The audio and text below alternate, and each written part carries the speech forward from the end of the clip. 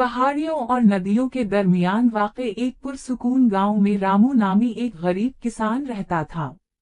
इसके पास एक छोटी सी जमीन थी जिससे अपने खानदान का पेट पालने के लिए बमुश्किल इतनी फसलें आती थीं। जिंदगी मुश्किल थी लेकिन रामू ने कभी शिकायत नहीं की। वो सुबह से शाम तक काम करता, खेतों में हिल चलाता, बीज बोता और बारिश की दुआ करता।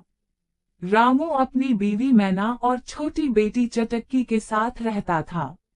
अगरचे उनका घर सिर्फ एक कच्ची झोंपड़ी थी जिसकी छत थी, लेकिन ये हंसी और मोहब्बत से गुंजतन था। मैना सादा खाना पकाती और चटक्की खेत में जानवरों के साथ खेलती। एक बूढ़ी गाय, चंद मुर्गियां और गोलू नामी एक चंचल बकरी। एक साल इस इलाके में खौफनाक खुश्कसाली आई। फसलें सूख गईं और गांव के कुएं कम हो गए। बहुत से किसानों ने हार छोड़ दी और शहर में काम की तलाश में चले गए। लेकिन रामू ठहर गया। इसे यकीन था कि वो जमीन जिसने उसे बरसों से पाला वो अब उसे नहीं छोड़ेगी।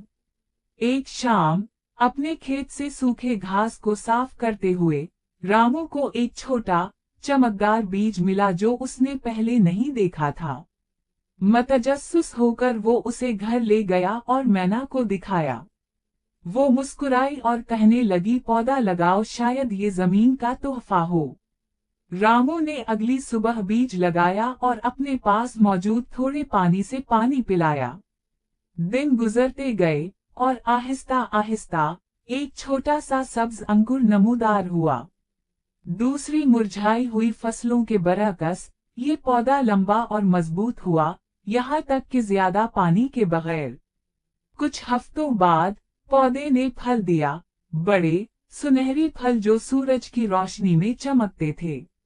जब रामू इन्हें गांव के बाजार में ले गया तो लोग खौफजदा होकर आसपास जुमा हो गए।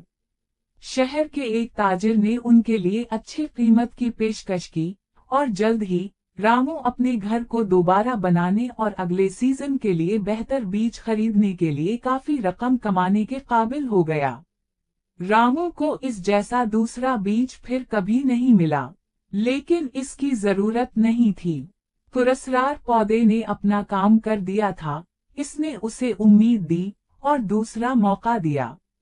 बरसों बाद लोग अब भी रामू की सुनहरी फसल के बारे में बात करते थे, लेकिन रामू सिर्फ मुस्कुरा कर कहता, ये वो बीज नहीं था जिसने मेरी जिंदगी बदल दी, ये ईमान, मेहनत और थोड़ी सी उम्मीद थी।